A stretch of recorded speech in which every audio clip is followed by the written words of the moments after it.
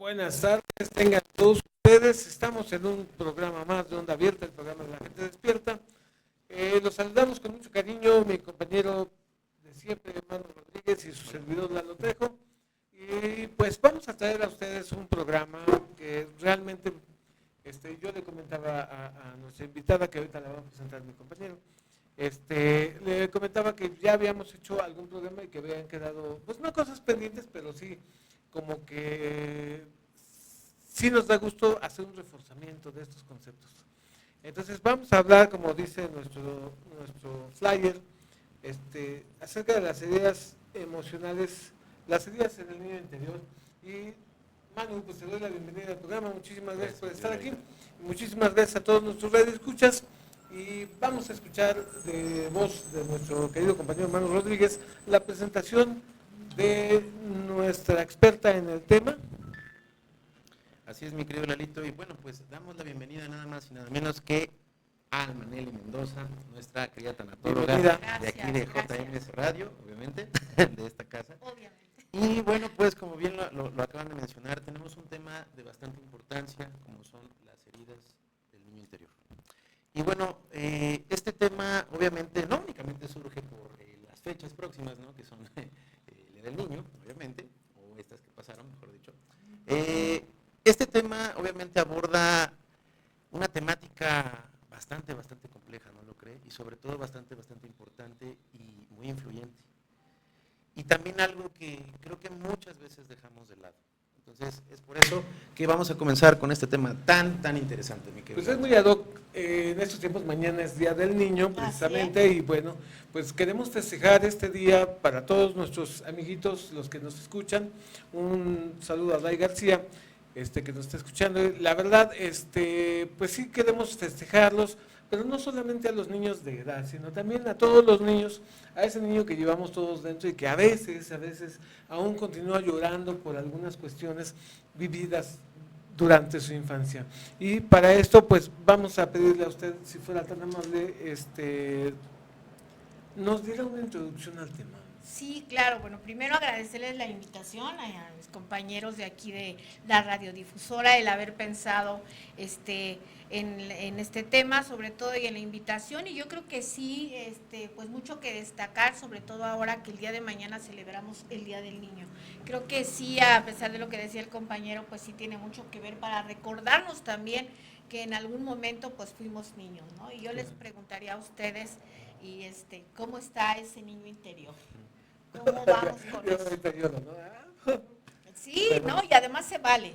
Además se vale, ¿no? Porque sabemos que las lágrimas, bueno, pues limpian el alma, resignifican el dolor, resignifican la vida, pero sobre todo también, pues tener mucho cuidado para quienes estamos tratando con los niños, ¿no? Quienes realmente están en la etapa de la niñez, en la etapa de la infancia. No pasar por alto que, bueno, siempre hemos escuchado que los niños pues absorben todo como esponjitas, y eso es una realidad, chicos, porque además, si de verdad conociéramos la importancia tan destacada que es cómo tratamos a los niños, ellos de esa manera como son tratados van a empezar a ver la vida, ¿no? Y bueno, vemos que hay muchas heridas, ¿no? Primordialmente son 5 las que se mencionan, que son la herida del abandono, la herida de la humillación, ¿cuál más? El rechazo, y la injusticia. La injusticia y la traición. Y la traición. Y bueno, dirán, a veces uno como adulto llega uno a decir, no, pues yo no tengo ninguna herida, ¿no? Yo fui un niño feliz, nada que me haya dolido durante la infancia. Sin embargo, yo comentaba hace un momento que sí, quienes estamos a cargo de cuidar niños, y hablo en su totalidad, maestros, maestras, padres de familia, la misma familia, el entorno social en el que nos desenvolvemos durante la niñez, pues nos va forjando la visión sobre lo que es la vida. ¿Sí? Si vivo en un panorama de violencia, pues eso me está haciendo creer que todo el mundo es malo, que todo el mundo pues es agresivo o es violento. ¿Por qué? Porque y luego llega que pasamos a la etapa de la adolescencia, de la primera adolescencia, que es entre los 12 y los 15 años, y creemos que el mundo es tal cual. Si viví en un panorama de hostigamiento, de rechazo, de injusticia, de abandono por parte de los padres, que son nuestros primeros pues maestros de vida. Ellos nos enseñan el panorama de la vida, ellos nos enseñan a amar, nos enseñan pues o a ser rechazados, nos enseñan la percepción sobre la vida. Entonces, imagínense nada más cuando crecemos y las elecciones de nuestra vida las hacemos a través de nuestros vacíos. Pero pasa o de esto, nuestras heridas. Claro, pasa eso. Yo me gustaría hacerle esta pregunta porque, digamos, haciendo esta recopilación de los cinco heridas emocionales, 5 heridas. estuve leyendo pues, muy brevemente, tengo apuntes muy someros, pero de verdad uno se da cuenta de que en uno o más aspectos de estas heridas emocionales uno encaja. Sin embargo, cuando nos preguntan, y usted lo dijo muy bien hace rato, cuando nos preguntan cómo estamos, realmente nosotros no solamente, no es que mintamos, es que realmente sentimos que no tenemos ningún tipo de herida emocional que venga de nuestra niñez. Y de verdad, cuando damos un recorrido a estas cuestiones, cómo se manifiestan, la verdad es que sí me doy cuenta que en algunas, yo en lo particular, en algunos de estos aspectos sí que puedo. ¿Y cómo podríamos hacerle para abrir nuestra mente y poder comenzar este trabajo? Desgraciadamente, y se los voy a comentar, conozco personas de 80, 85 años, 70 años, con esas heridas emocionales completamente abiertas y no trabajadas. Ya casi están por terminar su obra de vida y aún sigue sangrando y lacerando esa herida emocional. ¿Cómo le podríamos hacer para a tiempo nosotros abrirnos y darnos cuenta que realmente sí hubo y siempre hay algo que tenemos que trabajar? Una herida emocional que venimos arrastrando. Pues sí, sobre todo porque esas heridas se quedan en la psique, en nuestra mente y también en parte de nuestra conciencia, pero primero hay que reconocer, ¿no? Porque nos pasa mucho, a veces a lo mejor igual y por pena o igual porque no queremos reconocer que tenemos una herida que nos marcó en la niñez.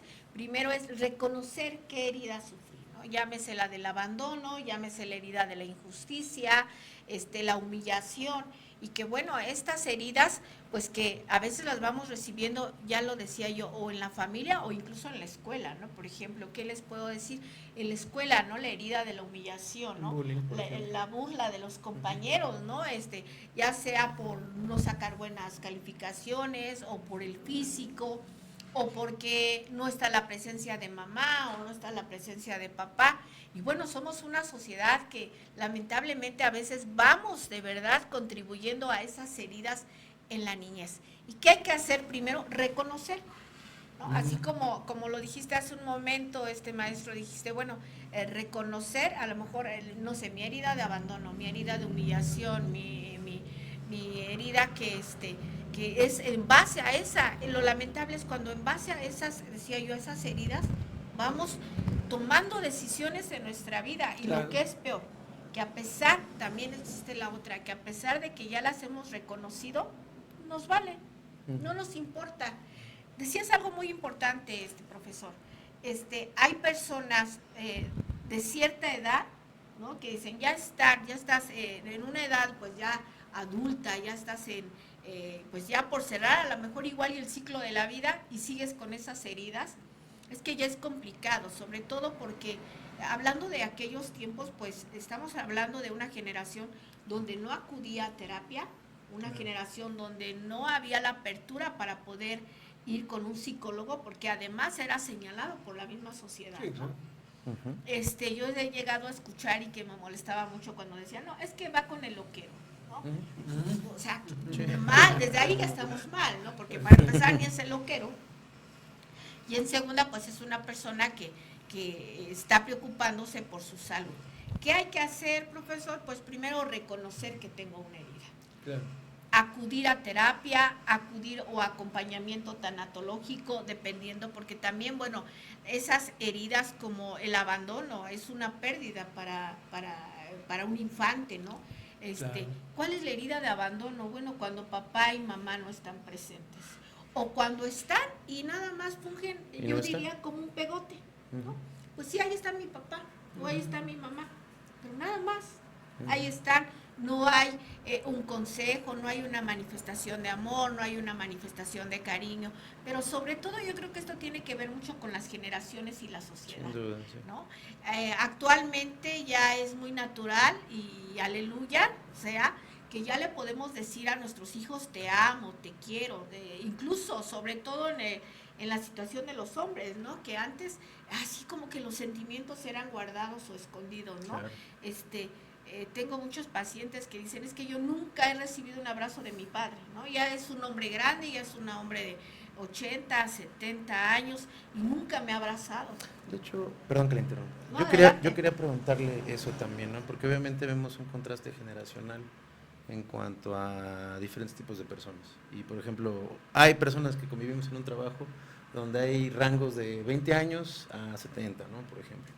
Entonces, aquí mi pregunta es, obviamente ha habido un cambio, tanto generacional como de mente, ¿no? En este caso de conciencia, pero yo creo que también se han encontrado con esos casos que a pesar de toda esta evolución, hay personas que se siguen cerrando. Yo me imagino que, como usted dice, o lo ignoran o simplemente no se abren y quedan como cebollitas, ¿no? Entonces arraigan todo ese tipo de sentimientos, ¿no? Todo ese tipo de repercuten o tienen, obviamente al crecer, obviamente al convivir, obviamente incluso al estar, ¿no? en un cierto lugar. Pero, por ejemplo, ¿de verdad ha habido un proceso de evolución, un cambio, o cómo ve usted ese contraste? Sí, sí lo ha habido, pero también yo creo que no hemos encontrado todavía el equilibrio. Ya me dirán ustedes. ¿Por qué? Porque ahora actualmente con esto que malamente se le ha llamado a la generación de cristal, ¿no? Yo creo que hemos perdido el equilibrio tanto padres como madres con los hijos, ¿no? Esa lucha que a veces es extremo al que nos hemos ido de que sí soy tu mamá, pero soy tu amiga. Sí soy tu papá, pero soy tu amigo. Y yo sí quiero decirles a quienes nos están viendo y escuchando que papá es papá, mamá es mamá y no somos cuates.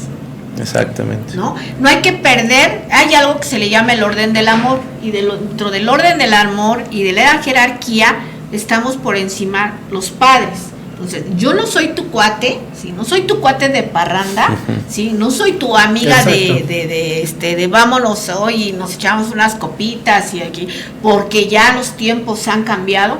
Pues sí, tan han cambiado desafortunadamente y no me dejarán mentir, que por eso estamos viviendo una sociedad donde también, pues, efectivamente, estamos enfrentando una sociedad efectivamente de cristal a la que no se le puede decir, no hay límites, ¿sí? No podemos tampoco, pues a lo mejor hasta castigar, sancionar, a pesar de que, fíjense, a pesar dentro de la tanatología, yo sí estoy muy de acuerdo que siempre una palabra a tiempo, incluso un manazo, pues te va a ahorrar muchas penas como padre y como madre y sobre todo a los hijos.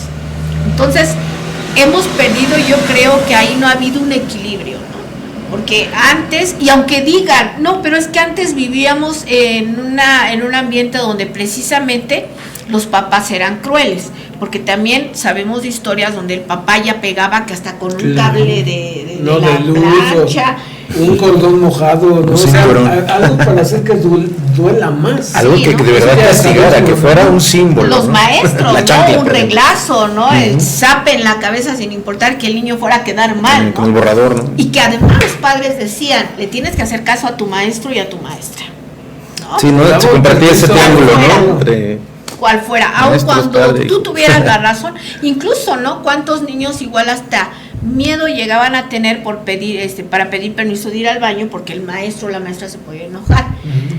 Pero también tuvo sus ventajas, ¿no? Porque los hacían más responsables de sus acciones, ¿sí? Si tú te estás portando mal, esto tiene un costo, tiene una repercusión, y entonces había, así como hay grupos también que a lo mejor no obedecían y no hacían caso, había grupos también sociales donde sabían que el fallar, el no llevar la tarea, el embarazar a la novia, iba a tener una repercusión.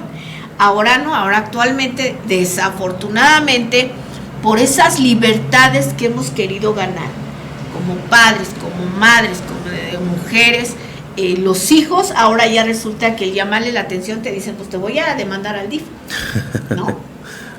Ya no se les puede llamar la atención, ¿no? Ya antes papá o mamá con la pura mirada y ya decían, ay, no, estoy haciendo algo mal.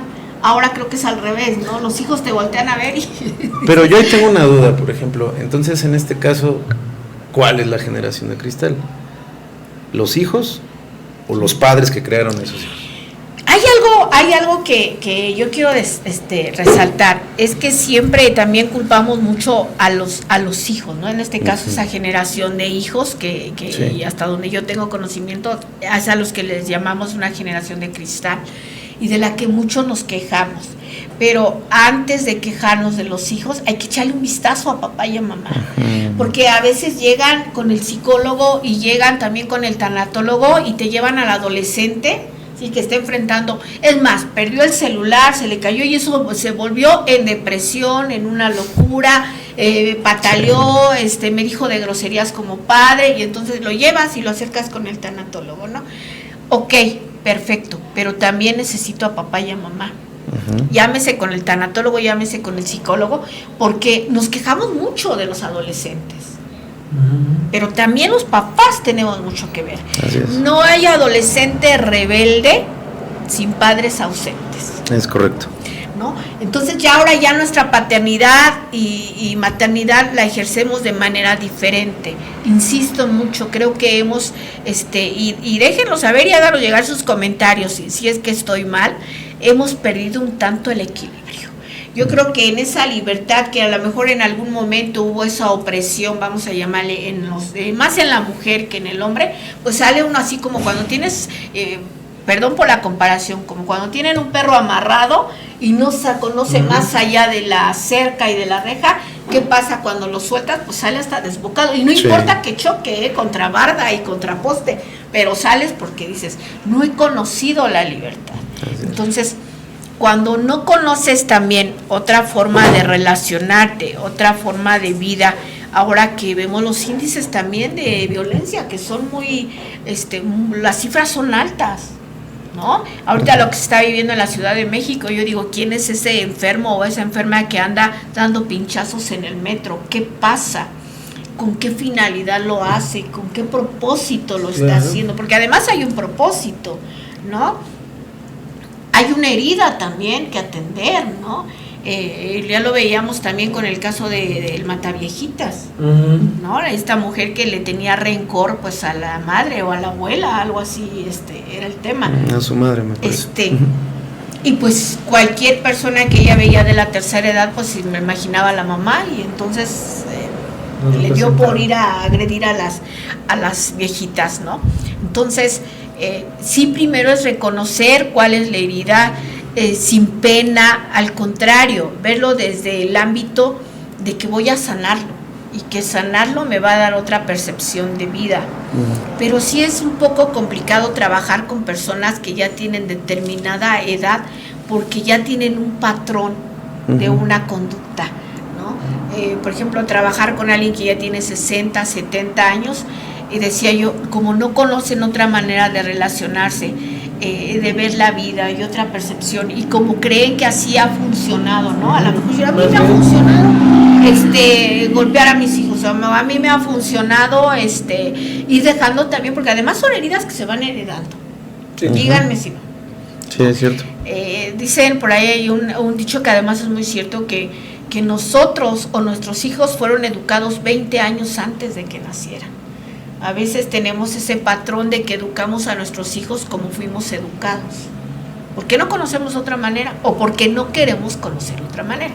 Yo creo que esa, ¿no? Porque, bueno, a mí me ha tocado ver el caso de de algunos conocidos donde, bueno, pues el niño o la niña pues es un tanto hiperactivo, ¿no? Está jugando, está inquieto, mejor dicho, está jugando, ¿no? Entonces de repente él, ya cállate, ¿no? Él deja ahí, yo así como de, pues sí, o sea, obviamente te va a hacer caso un ratito, pero después se va a distraer otra vez porque es un niño, ¿no? Y obviamente no hay control, obviamente hay una reacción un tanto, ¿cómo decirle?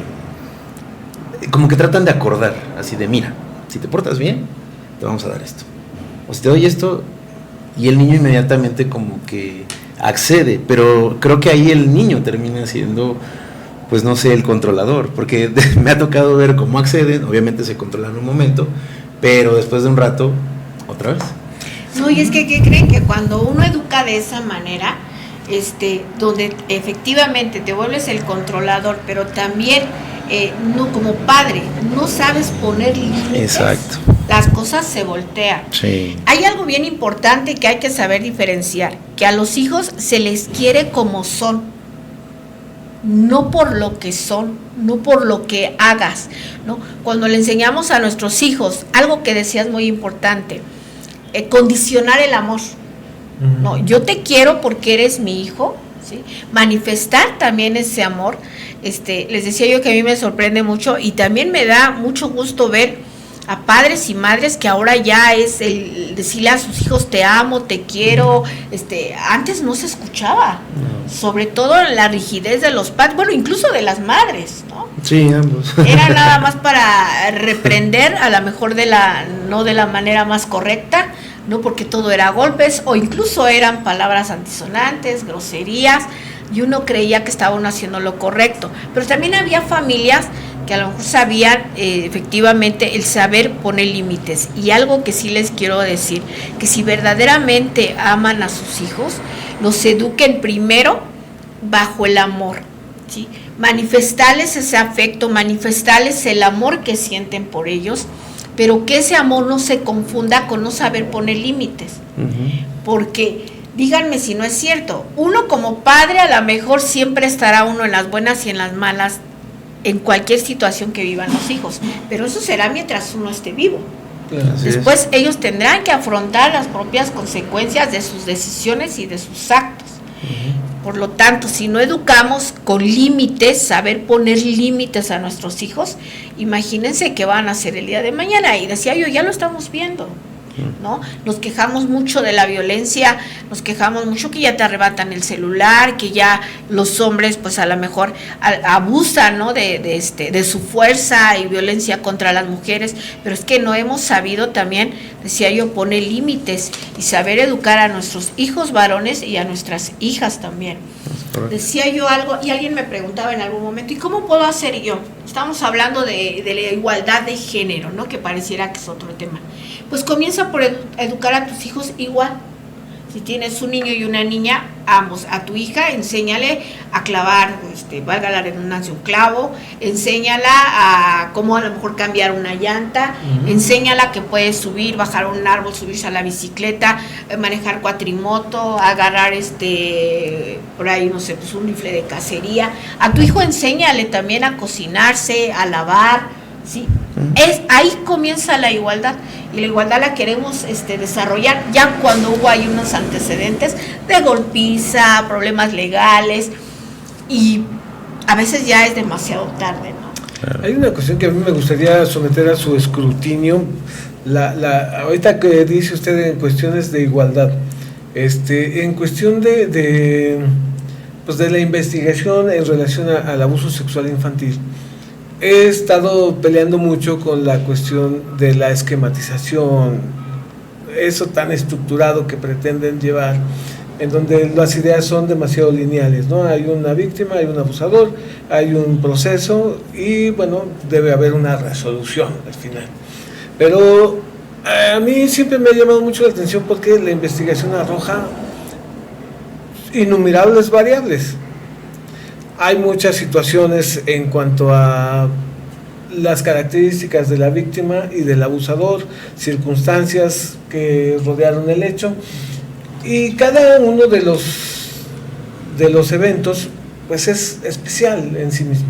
Sí. Y debe ser abordado. Yo digo, ¿cómo puedes tú, si la circunstancia esquematizada, es A lo vamos a tratar como B y vamos a obtener C, pero ¿qué te parece que no es A y lo estás tratando como A y la variable es X, Y, Z, no sé?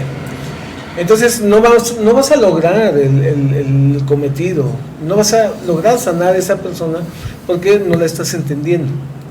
Y ahorita que está hablando usted de estos conceptos de igualdad, a mí me parece que lo dijo también que nuestros hijos son específicos y que hay que amarlos tal y como son. Y esto surge pues, de la noción y la certeza de que no todos los muchachos son iguales, ¿no? Hay muchachos que son así o asado y ya vienen así desde su nacimiento.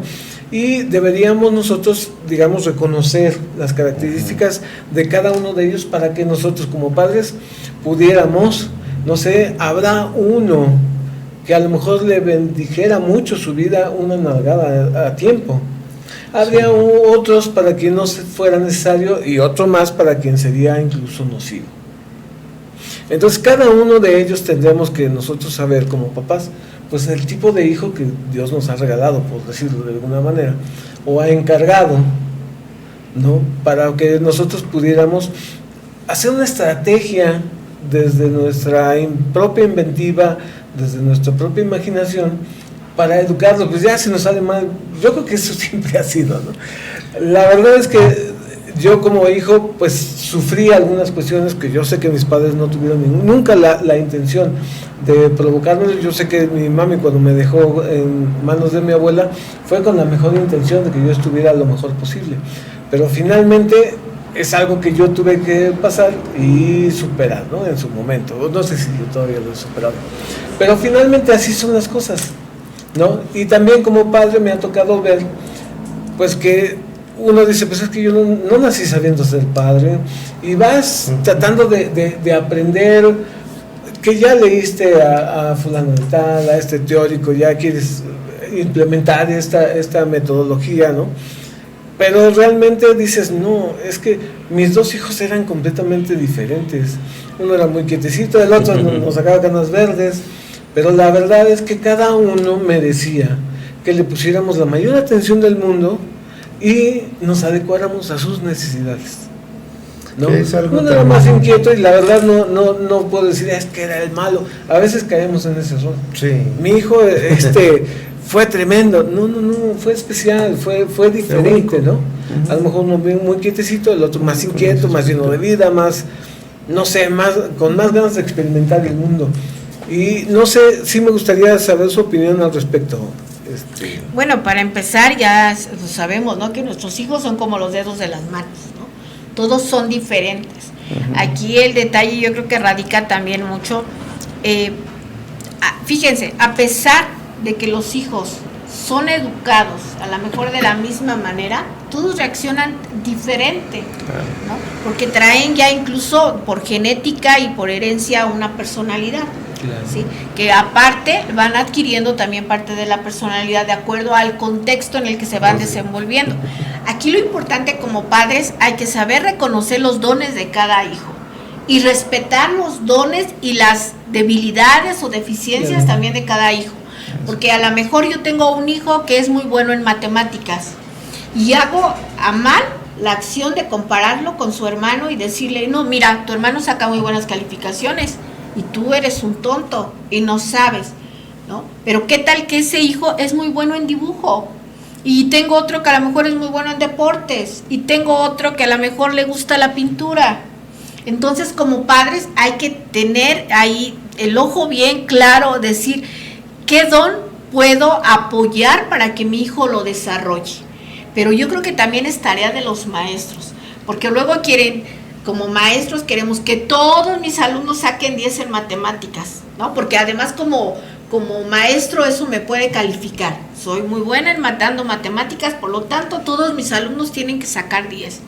Y yo creo que también es una situación donde también tenemos que involucrar a los maestros para dejar también de etiquetar a los alumnos, ¿sí? Y de compararlos con otros. Porque imagínense, viene la comparación en casa, ¿no? Me comparan con mi hermano o con mi hermana, que a lo mejor ella cocina muy rico y a mí no me queda el pozole, no sé, y mil cosas, ¿no? Y entonces ahí te vas forjando una idea que además te la vas a creer. Y una vez que tú te crees, porque además los padres somos tan importantes en la vida de nuestros hijos, que si tú le dices a un hijo, eres un héroe y manejas muy bien la bicicleta, crece creyendo que es un héroe. Claro. Y que además no solamente va a querer manejar la bicicleta, va a querer una moto y una cuatrimoto, y al rato va a quererse dedicar incluso a las carreras de autos. Entonces ahí los padres jugamos un papel muy importante. Ya lo veíamos por ahí también con una historia que compartía yo, que bueno, hay dos chicos, ¿no? Ambos de padre alcohólico, por ejemplo. Uno se dedicó al alcoholismo, ¿no?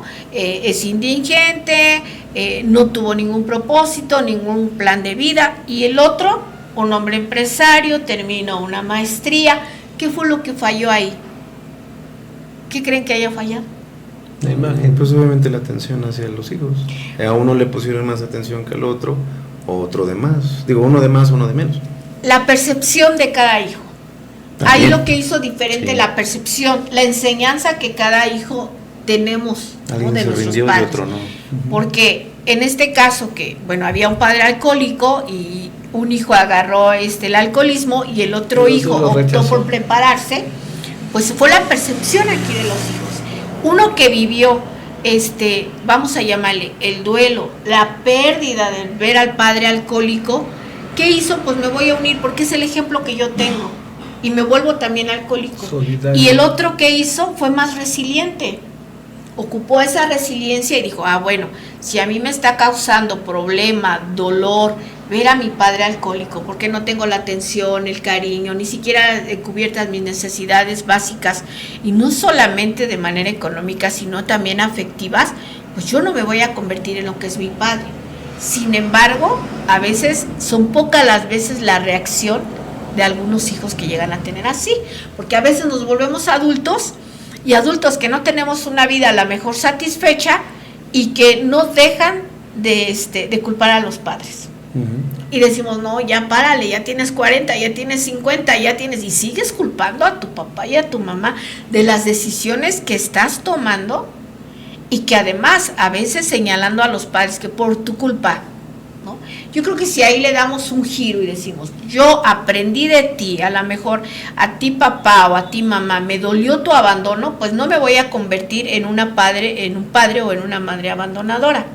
Sin embargo, hay un riesgo, hay la posibilidad de convertirme en eso que yo vi y que tuve como imagen de los padres.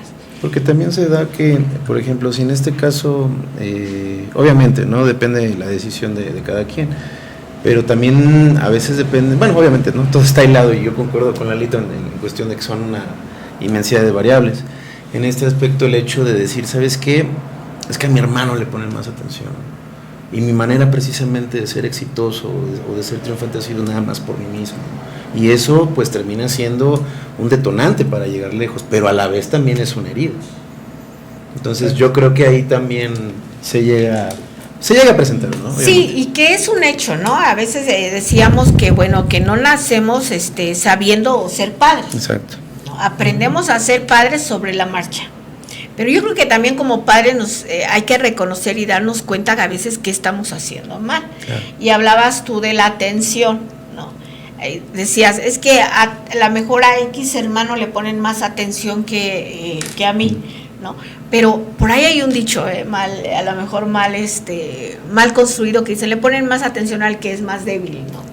Ajá, eso igual, sí. Yo lo he oído de otra manera. De otra manera lo hemos escuchado. En otras palabras. No, pero ¿qué opinan? A ver, yo quisiera saber su opinión. Yo igual concuerdo y lo he visto. Yo digo, yo soy hijo único, no tengo hermanos, pero tengo amigos que tienen hermanos, primos, lo he visto incluso. Y sí me ha tocado ver como que, ay, mándale mi hijo rápido, que no sé qué, y el otro, el mayor, o el más chico así como de, ay, ¿no? Ya le van a ayudar a este cuate, y así como de, pues, ¿y qué pasó? ¿Por qué? No, pues ya sabes, no sabe, ¿no? Y le tiene que ayudar, o es más débil, o no puede, el famoso no puede. Eso sí lo he llegado a escuchar, en ese tipo como que No sé si de lucha por jerarquía, por lugar.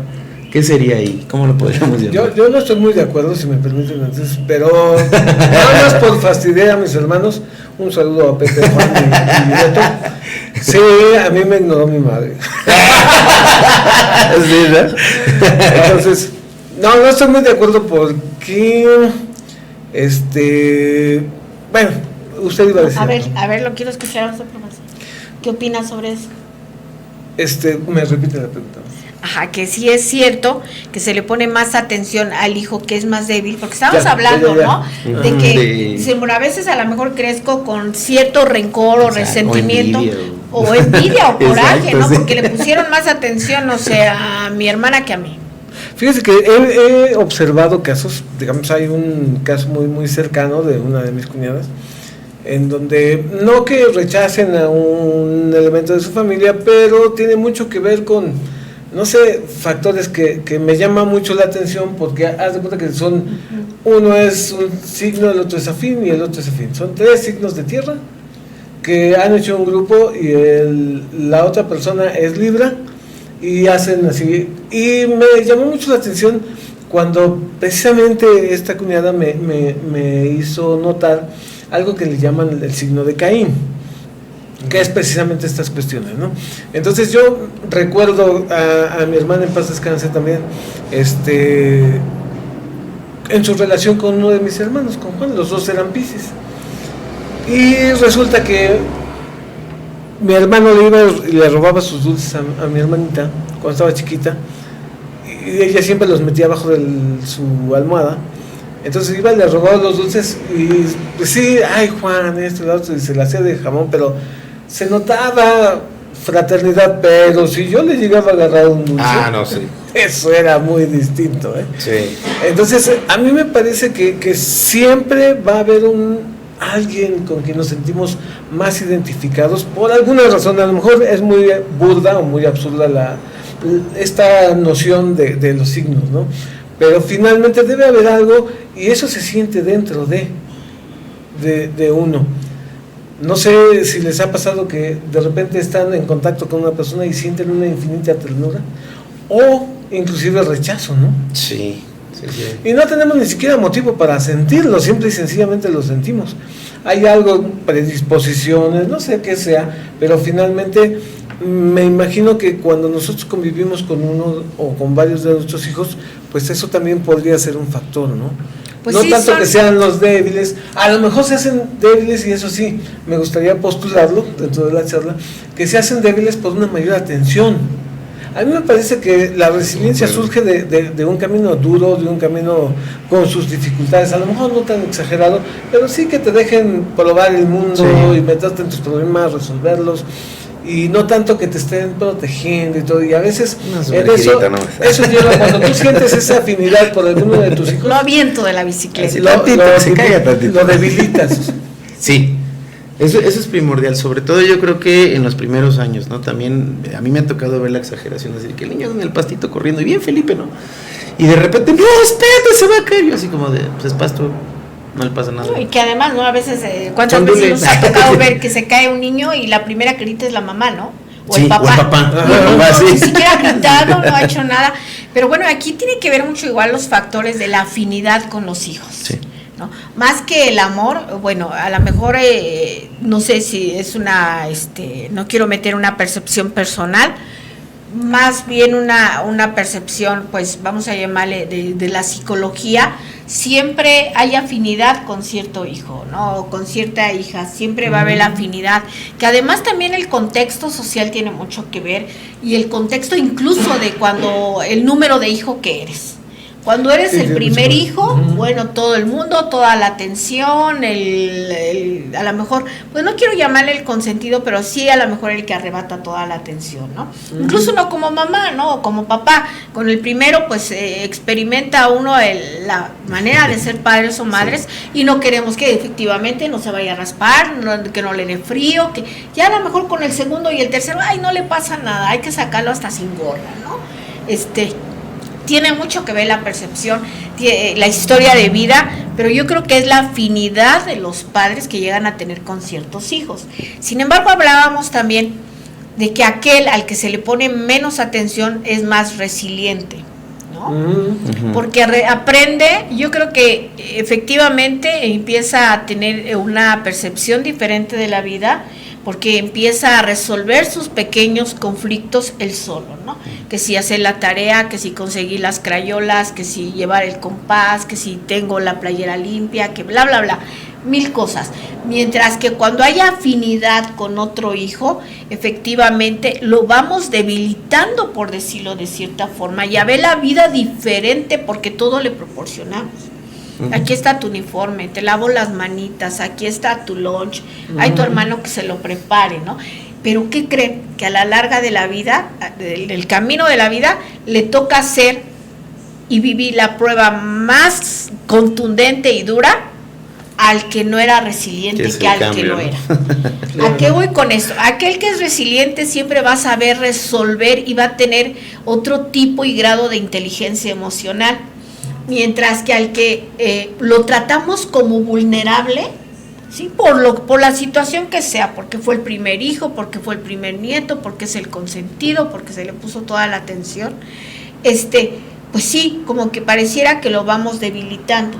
Sin embargo, imagínense a esta persona, a ese niño ya como adulto, todo en su vida va a ser conflicto. Claro. Porque me viste feo, porque me quitaste la hoja, porque no me saludaste, porque me pidieron que me quedara más horas en el trabajo. ¿Y qué pasa? Pues ahí es cuando vamos enfrentándonos con adultos que todo ven puro conflicto, o aquellos adultos que nada nos parece, ¿no? Si hace frío, si hace calor, si porque me quedé más horas, porque me pagaron menos, porque entró uno nuevo, porque no sabemos resolver, ¿no? Carecemos a lo mejor de esa capacidad de inteligencia emocional más, vamos a llamarle, más desarrollada y más apegada a la realidad. Así que sabemos que, bueno, a nadie nos enseñan a ser padres. Claro. Ahora, lo que sí también, y hablando, recordando lo que decías, de cuando hay un hecho de violencia, ¿no? O de una violación hacia un niño. Primero, es bien importante educar a nuestros hijos y decirles que nadie los tiene que tocar, que su cuerpo es un templo de respeto y que nadie tiene el derecho, no es ni un juego, no hay secretos, ¿sí? Con nadie, ni de la familia, ni en la escuela, ni en nada, ¿no? Que cualquier acción que a él le incomode, le haga sentir mal, se sienta, pues, ahí ya comienzan, ¿no? A lo mejor las acciones de humillación, algo que lo incomode, pues hablarlo con papá y con mamá. Pero también la tarea importante aquí la tenemos los padres. Claro. Preguntar siempre, y no así como que cuando llega el hijo, ¿y cómo te fue?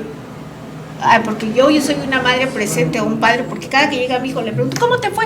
Bien. ¿Y qué es bien? ¿O mal? ¿No? Sí, porque volvemos a lo mismo de que, por ejemplo, a veces uno como hijo no le platica las cosas al papá o la mamá porque no hay comunicación, o incluso esto que decíamos, ¿no? Este límite de mi papá no le puedo decir esto, ¿no? Hay algo que los padres no sabemos, y es que los niños tienen todo un código de comunicación al que no tenemos acceso. Sí. Ellos tienen sus claves, tienen sus formas, miradas y todo, pero tienen un mundo aparte del de los adultos, precisamente porque están acostumbrados a que los adultos vemos las cosas desde otra perspectiva, y que mucho de lo que ellos hacen y cómo ven el mundo serían juzgados como algo malo. No concuerdan, mira, me va a decir, mejor no le digo. Hay una película que vi, a ver si me acuerdo ahorita del nombre, se las voy a recomendar, la verdad.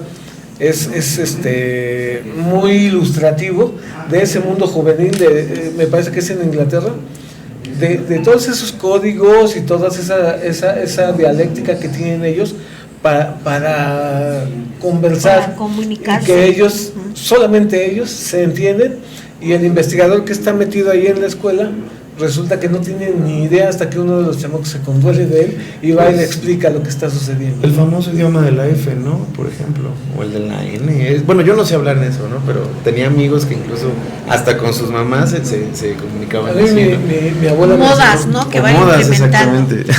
Si me permite, voy a mandar rápidamente un saludo quiero mandar un saludo muy especial al comandante José Teófilo Cruz, que nos está viendo en este momento. Muchísimas gracias por estarnos viendo, comandante. Gracias. Le enviamos un saludo desde Onda Abierta a su amigo Lalo Trejo y Manu Rodríguez, que lo recordamos siempre. También a Citlali Vadillo Baños, que nos envía un saludo.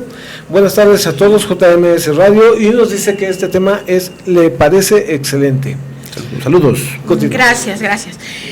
Pues sí, así es. Yo creo que la tarea que tenemos primero ser unos padres presentes, pero de verdad, claro. No solamente estar ahí como pegotes, ¿no? Porque vamos ahí cultivando las heridas de los niños. En sus infancias los vamos marcando. Conocer también que la infancia es muy importante, del primer año a los 3 años, de los 3 a los 5, pero sobre todo, insisto, dar amor, dar ese apapacho, y amor también, no olvidar que es saber poner límites, pero también enseñarle a nuestros hijos, insisto, que no te quiero si me quieres, no te quiero si me das, no te quiero por lo que eres, sino por quién eres. Porque a lo mejor ahí también vienen los conflictos. A ti, hijo, no te quiero porque eres muy conflictivo, ¿no? Hay que atender el por qué, hay que poner atención el por qué a lo mejor es rebelde, o porque es conflictivo, o porque no cumple con la tarea. Y también como padres no hay que azotarnos, y no es un mal consejo, ¿no? Hay niños que no les gusta hacer la tarea. Sí. Hay que ver por qué no te gusta hacer la tarea.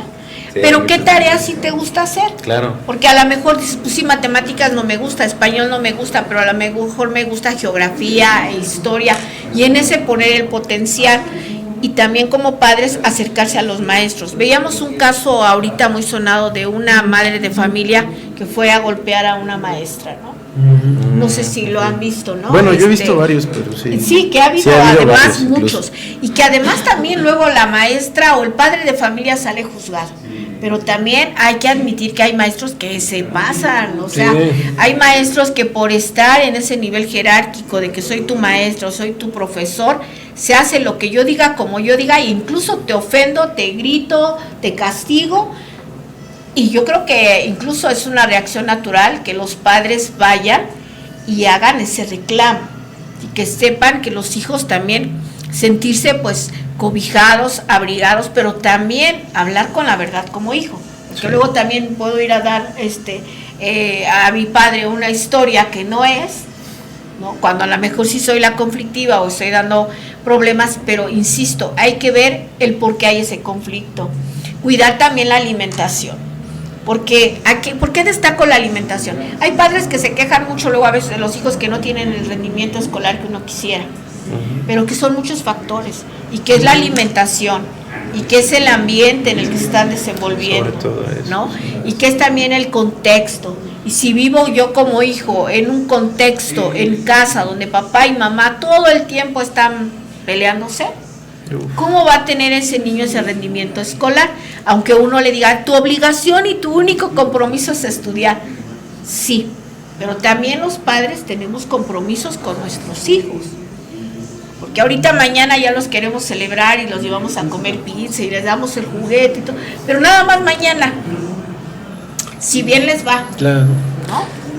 A mí me gustaría hacerle me gustaría hacer una especie de praxis,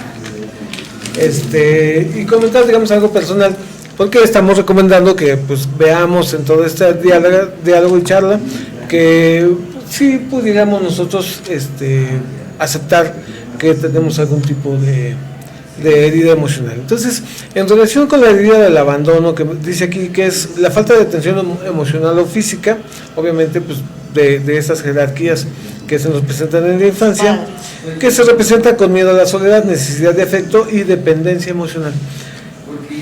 A mí me llama mucho la atención y lo voy a soltar aquí, todos por favor. Exclusiva. Exclusiva. Cuando inicia hace aproximadamente 4 o 5 años el programa de Onda Abierta, yo me doy cuenta de que, digamos, en un principio el director era el que participaba conmigo, empezamos como en una entrevista, él entrevistándome a mí, ya después se fue cambiando, ya después me dejó solo, pero siempre me sentí inseguro con el monólogo. Siempre he tratado de tener a alguien que esté aquí conmigo. El monólogo, yo siento que no tengo gracia, pero resulta que cuando no me están viendo, pues no me la paso diciendo chistes, ¿no? Y haciendo bromas. Y bueno, la maestra Laura Hernández Ferrer me decía, es que eres bien simpático. Y bueno, mucha gente me ha dicho, no, es que eres bien agradable, eres bien cotorro. Pero si me pones aquí, yo digo, me pongo automáticamente en modo inseguro y me siento así como extraviado. Maestra, ¿tendrá que ver esto o yo me podría... Ya le comenté que yo me crié con mi abuela. Sí. De alguna manera aquí hay síndrome de abandono y dice que pues se genera como que un carácter dependiente. ¿Cree que esta cuestión de que yo no pueda hacer un monólogo tenga que ver con esto? Puede ser, y digo puede ser porque, perdón. Puede ser, sobre todo hay que tratar de sanar esa situación, ¿no? Decías que, bueno, que siempre como que te quieres sentir acompañado para poder transmitir el programa. Sí, claro. ¿No? O sea, cuando se va Laura, llega Manu y la verdad es que no, inclusive se lo dije al director, yo monólogos no. En serio, me siento extraviado. Yo creo que tú sí podrías hacer un monólogo. Pero, Tal vez. pero también es una virtud. Sí. O sea, no hay que verlo como no tengo la capacidad, porque también hay quien no tiene la capacidad Exacto, de al revés. entablar un programa con Correcto. alguien, no lo sabe cómo llevar. Exacto. ¿No? No se siente O sea, cómodo. cuando empezamos Sí, a darle un giro a aquello que vemos como defectos, el verlos como un don, Claro. ahí ya cambia totalmente tu percepción. Pero si te quedas con eso, lo importante es lo que uno se cree. Hay que tener bien en cuenta cómo te hablas, qué es lo que te cuentas, ¿no?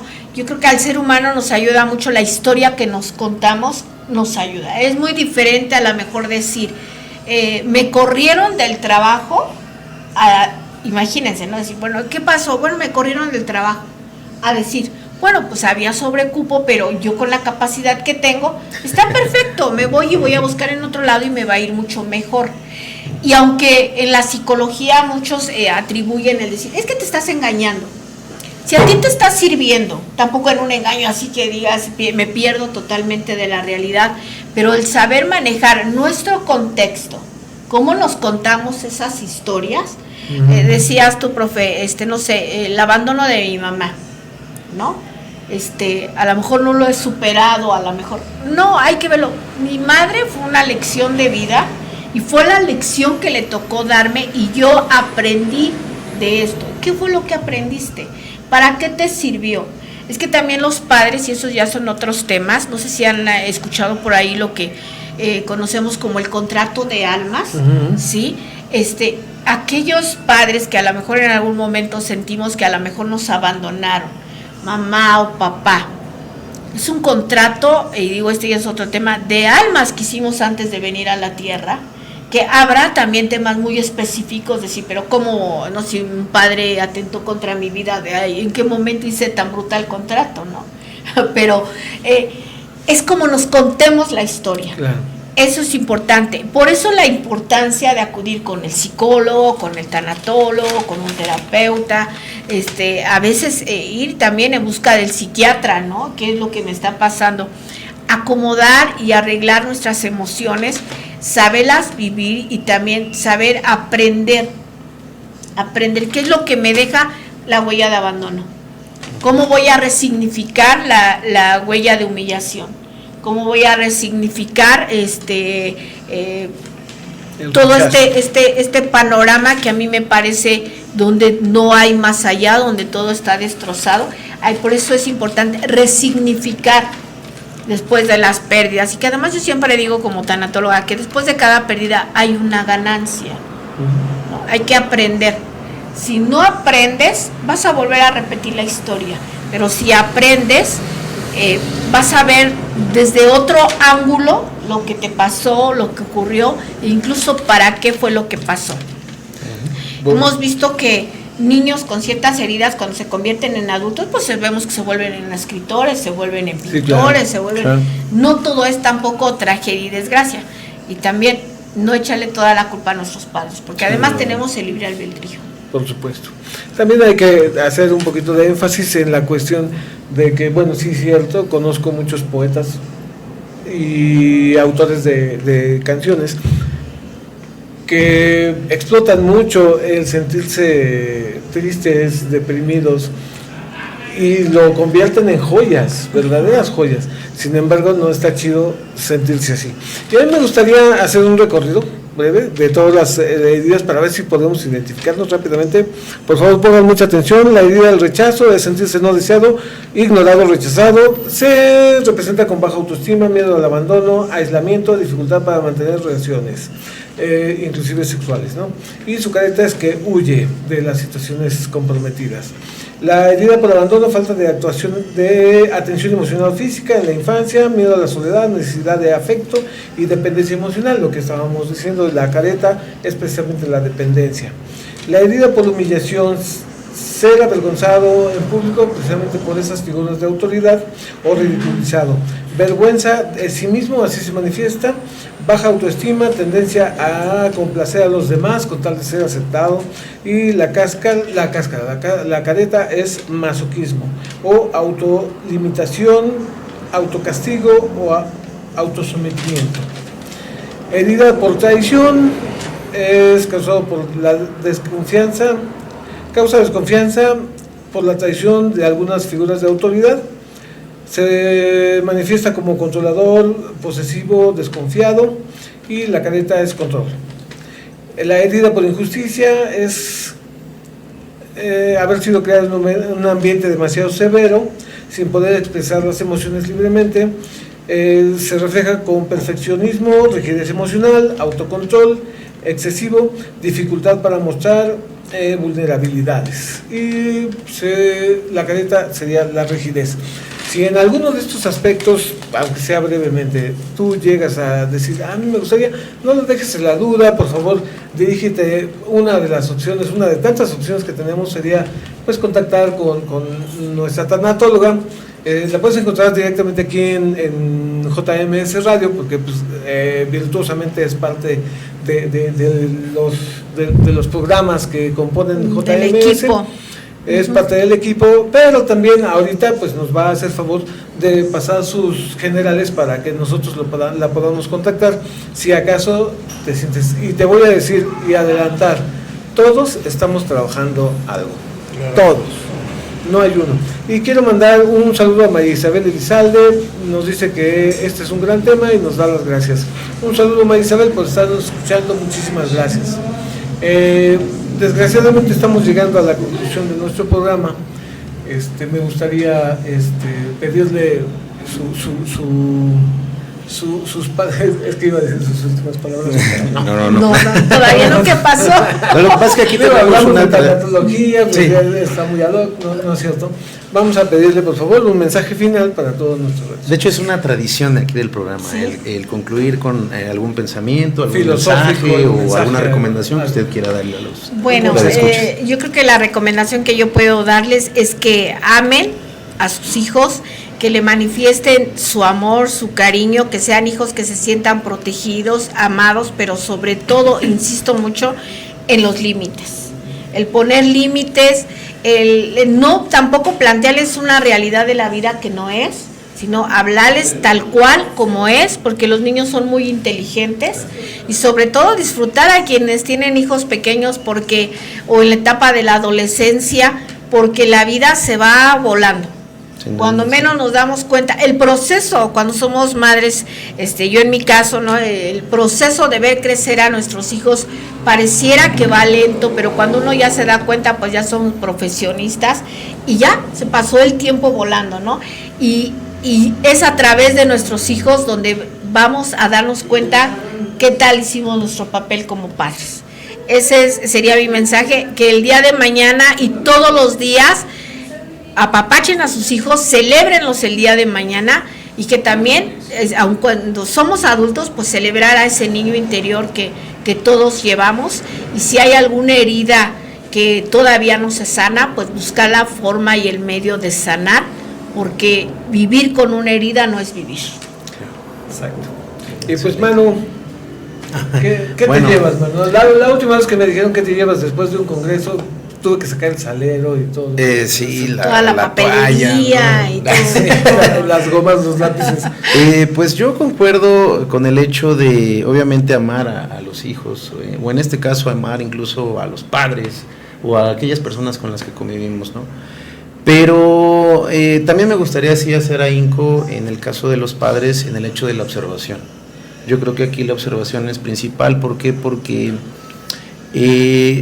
al dejar ser al niño no quiere decir que puede hacer lo que quiera, no quiere decir que este ser se va a convertir o va a terminar comportándose de la misma manera siempre. No, obviamente va a pasar por una cantidad de subidas y bajadas en esta vida que obviamente lo van a desestabilizar, ¿no?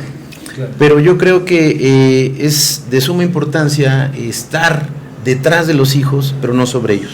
Exacto. Sí guiarlos, sí acompañarlos, obviamente, como decíamos, ¿no? Poner el límite de decir, mira, ¿sabes qué? Yo siempre voy a estar para ti, pero hay cosas que vas a tener que hacer solo, y esté o no esté, tienes que seguir adelante. Entonces yo creo que el observar verdaderamente a los hijos, el poner atención, sobre todo mucha atención en aquello que no funciona y trabajarlo, yo creo que es lo primordial. Entonces me quedo Así con es. Pues muchísimas gracias por sus palabras, la verdad muy inspiradoras. Y bueno, a mí nada más me resta pues enviar un afectuoso y cariñoso saludo a todos los niños que de esta comunidad y de todo el mundo, que la verdad ustedes son la gran esperanza de esta humanidad.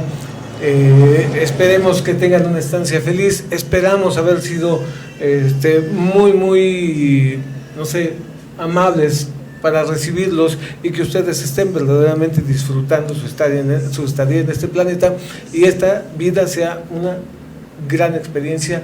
Feliz Día del Niño a los niños, feliz Día del Niño a los adultos y a su niño interior, y pues agradecemos mucho el valor de su atención. Un saludo de sus amigos Manu Rodríguez y Lalo Trejo, y este fue un programa más de Onda Abierta, el programa de la gente despierta, y los esperamos el próximo martes en punto de las 6:30 y cachito en una emisión más que esperamos sea muy de su agrado. Muchísimas gracias, Manu, muchísimas gracias por haber aceptado nuestra invitación para esta fenomenal entrevista que estoy seguro ha dejado una huella en cada uno de los que nos ha escuchado.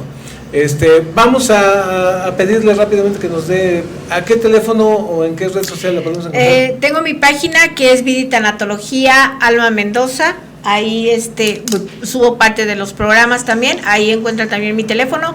Denle like a la página, compartan este video sobre todo, y denle like igual a la página de JMS Radio, Diversidad Auditiva, y muchas gracias por la invitación. Muchas gracias a todos, un aplauso para todos y sobre todo para los que nos escucharon el día de hoy. Hasta la vista.